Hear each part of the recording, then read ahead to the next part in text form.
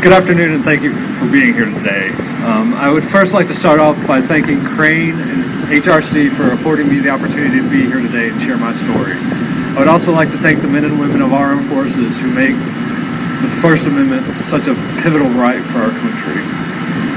My name is Michael Noftzger, and I'm a veteran of the United States Army, where I served as a psychological operations specialist from 1999 to 2003. I'm a graduate of West Lincoln High School, and I graduated from the University of North Carolina, Charlotte with my bachelor's degree in political science. Like many young people across this nation, I chose to enlist in the United States Army for a multitude of reasons. To make a better life for myself, to secure funding so that I might pursue a higher education, and to follow the example of servitude instilled in me by my parents, both veterans of the United States Air Force.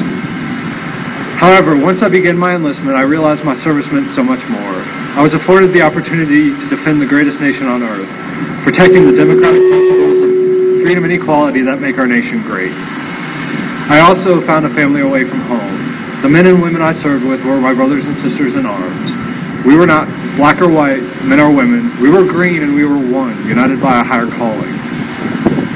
The issue of my sexual orientation was one that was not an issue until a week after my 21st birthday, when after a lifetime of fear and self-loathing, I was finally able to admit and accept who I was. I immediately fell into a defensive posture, fully aware of the don't ask, don't tell policy and the consequences it held for me if I were to be found out. Monday through Friday, I was the professional soldier. I went to the office, did my duty, and did my best to avoid any discussions of my personal life. However, despite my best efforts, after a year of maintaining two separate identities, I was seen at an off-post establishment embracing my boyfriend while I was off duty. Despite assurances to the contrary, word quickly spread, and some of the people that I had been closest with, the men and women who I would have gladly laid down my life for, turned their backs on me and would not speak to me. But to my amazement, many more came to me and told me that regardless of what my sexual orientation might be, that they knew I was a good soldier, and at the end of the day, that was all that mattered. Fortunately, at the time, I was being medically discharged, or I would have likely met the same fate that so many men and women have faced. A Chapter 15 discharge, summarily denigrating the years of service rendered to our great country.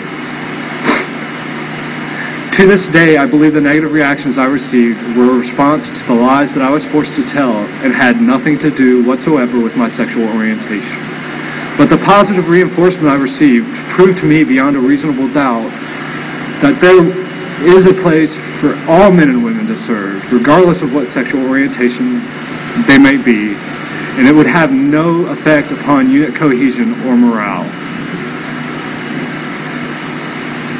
2 years ago, I discovered that I am eligible for re-enlistment, despite a previous misdiagnosed condition. Despite how much I long to return to my service, defending the greatest nation on earth, and once again don the uniform of the United States Army, I cannot in good conscience compromise my integrity in order to comply with a policy that would deny me the fundamental rights that I am willing to lay my life down for.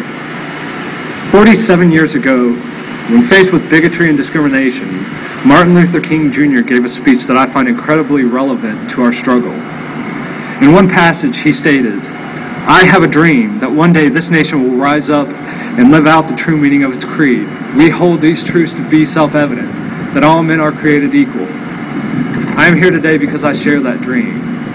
So today I would like to call upon Representative Sue Myrick to lay aside partisan politics, to silence the political rhetoric, and to do what is in the best interest of national security, the men and women serving in our armed forces, and ultimately the principles of freedom and equality that make our nation great.